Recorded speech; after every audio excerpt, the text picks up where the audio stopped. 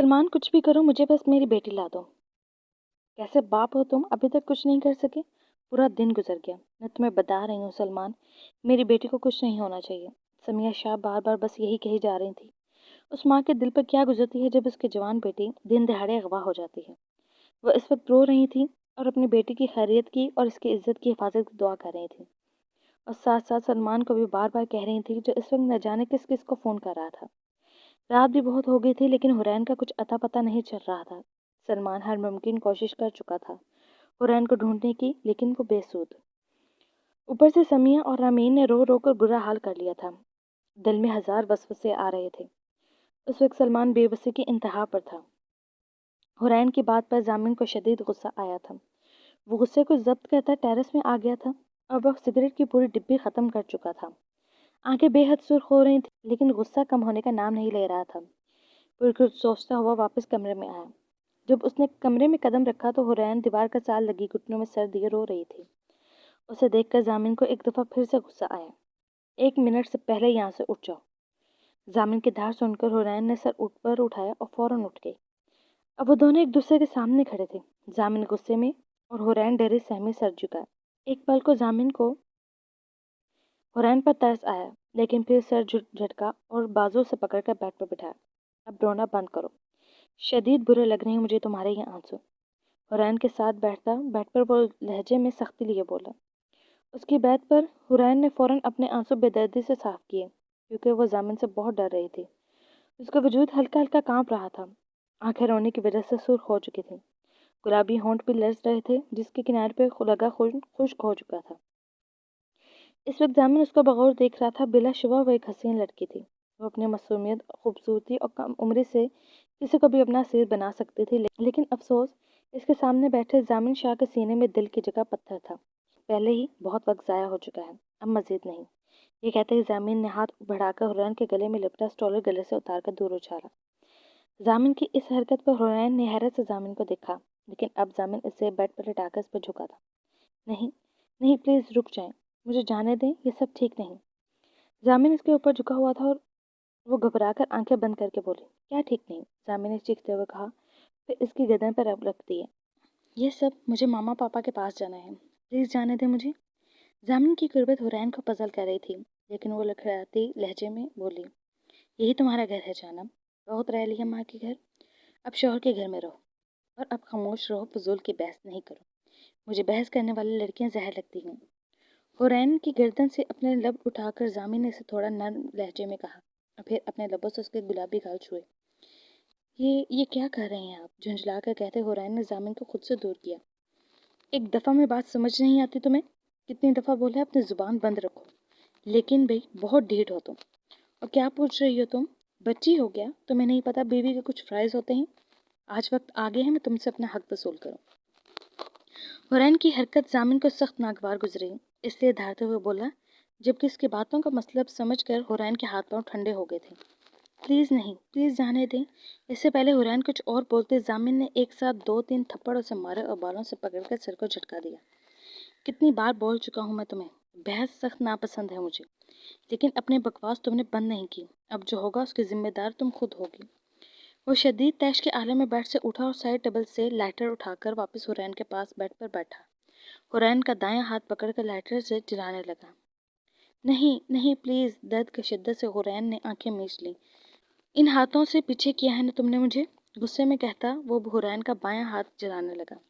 नहीं, नहीं। कमरे में हुरैन की चीखें गूंज रही थी, लेकिन ज़मीन बेदर्दी से उनके दोनों हाथों को जला चुका था। जब अच्छी तरह हाथ जला चुका तो लाइटर को जोर से दीवार पर दे मारा। बस, अब खामोश, बिल्कुल आवाज़ ना आए मुझे तुम्हारी। हुरैन का चेहरा अपने हाथों में दबोचे वो सख्ती से बोला। मुझे मुझे बहुत दर्द हो रहा है। हुरैन के दर्द की शिद्दत से तड़प रही थी। जले हुए हाथों को वो देखती खौफ से बोली। एक पल को जामिन हुरैन की सुर्ख आंखों में खो गया। बस, बहुत रो लिया, बिल्कुल खामोश हो जाओ। हुरैन के होंठों पर उंगली रखता वो उससे कुछ भी कहने से रोक गया था, और हुरैन को बेड पर लेटाता अब वो उसके होश खोने लगे थे।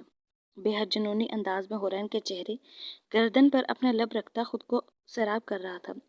हुरैन जले हाथों से मुज़ाहमत कर रही थी, लेकिन जामिन की गिरफ्त मजबूत थी। हुरैन को वो अपने होश में नहीं लग रहा था। پھر پورے کمرے میں حرین کی سسکیاں اور چیخیں گونجنے لگیں، لیکن زامن کو ترس نہ آیا۔ جانے رات کا کون سا پہر تھا جب زامن کی آنکھ کمرے میں گونجتی سسکیوں سے کھلی۔ نائٹ بلب کی روشنی میں زامن نے کمرے میں دیکھا حرین سامنے دیوار کے ساتھ ٹیک لگائے ٹھنڈے فرش پہ بیٹھی رو رہی تھی۔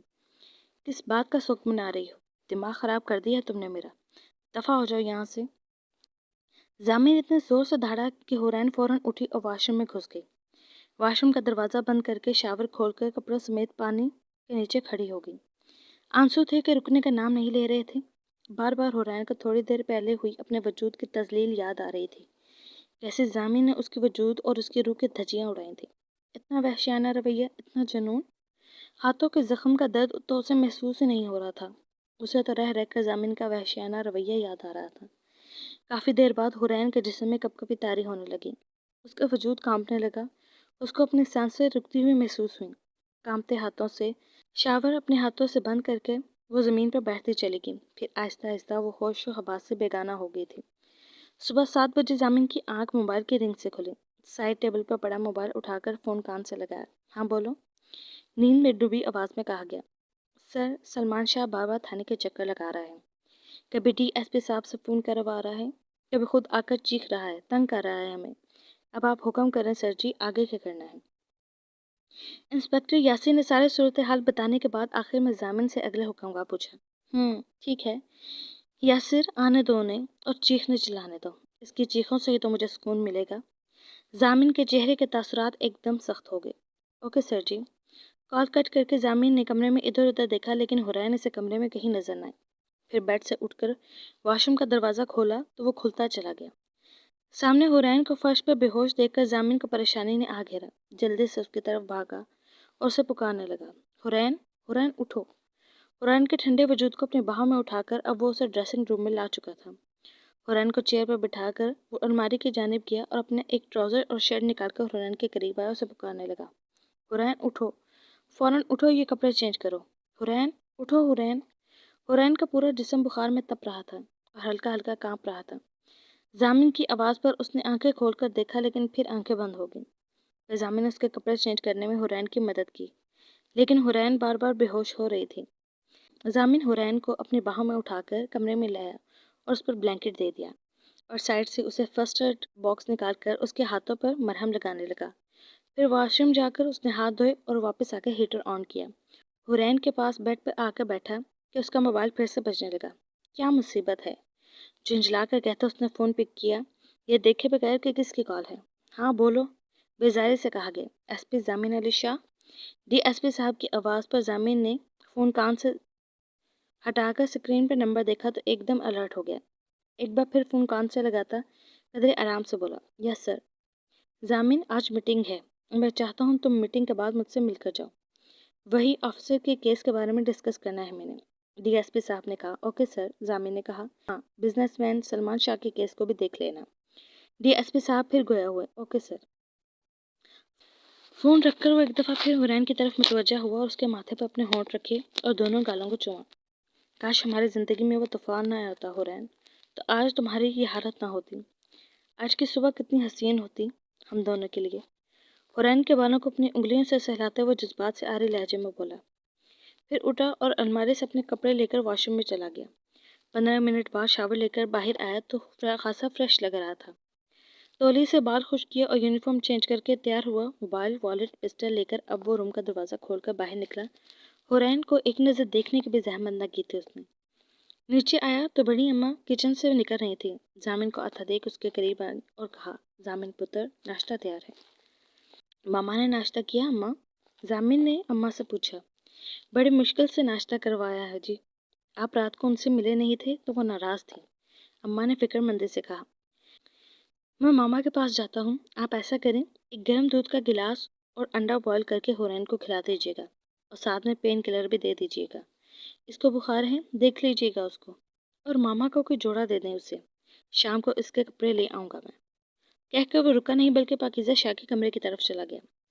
زامن جب پاکیزہ کے کمرے میں آیا تو وہ جانے کون سی سوچوں میں گم تھی۔ آف وائٹ کلر کا سوٹ پہنے وہ بیڈ پر بیٹھی تھی، دوپٹہ نماز والے سٹائل میں لپٹا ہوا تھا، رنگ گورا، عمر کے اس حصے میں بھی وہ کافی پرکشش تھی۔ لیکن حالات نے انہیں بہت افسردہ بنا دیا تھا۔ ان کے چہرے سے اداسی صاف واضح ہوتی تھی۔ ضامن آہستہ سے چلتا ہوا ان کے پاس آیا اور ان کے پاس بیڈ پر بیٹھ گیا۔ ماما ناراض ہیں مجھ سے؟ ضامن ان کے دونوں ہاتھوں کو نرمی سے پکڑتا ہوا پوچھنے لگا۔ کل میں نے تمہارا کتنا انتظار کیا، انہوں نے ضامن کو دیکھتے ہوئے شکوہ کیا۔ سوری ماما، آئندہ میں ایسا کبھی نہیں کروں گا۔ ان کے سامنے بیٹھا وہ شرمندگی سے کہہ رہا تھا۔ وہ انہیں اب کیا بتاتا کہ وہ کچھ بھی غلط کرتا ہے تو ان سے آنکھیں نہیں ملاتا۔ کل بھی اس لیے نہیں آیا تھا ان سے ملنے، اسی لیے ابھی بھی شرمندگی کے ساتھ سر جھکائے بیٹھا تھا، کہیں ضامن کے چہرے سے وہ کچھ اندازہ نہ لگا لیں۔ اس وقت وہ پہلے والا ضامن کہیں سے نہیں لگ رہا تھا جو ہر وقت چہرے پہ سختی لیے ہوتا تھا۔ تم ہی تو میرے شیر بیٹے ہو، میری زندگی، میری کل کائنات، صرف تم ہو ضامن۔ ماں کے دل کا چین ہو تم۔ تمہیں نہیں دیکھتی جب تک میں تو چین نہیں آتا مجھے۔ یہ کہتے ہوئے انہوں نے محبت سے ضامن کا ماتھا چوما۔ سوری ماما، شرمندگی سے کہتا ہوا ضامن ان کو کوئی چھوٹا سا بچہ لگا۔ اب پھر جا رہے ہو؟ انہوں نے اس کے یونیفارم کو دیکھ کر کہا۔ جی ماما، جانا تو ہے ہی نا ڈیوٹی پر، لیکن فکر نہیں کریں، جلدی آ جاؤں گا، اور آپ اپنا خیال رکھیے گا، بے حد محبت اور احترام سے کہتا ان کے دونوں ہاتھوں کا بوسہ لیا تھا۔ اللہ کی حفاظت میں رہو میرے بیٹے۔ انہوں نے اس کا ماتھا چوما اور پھر ضامن جانے کے لیے کھڑا ہو گیا۔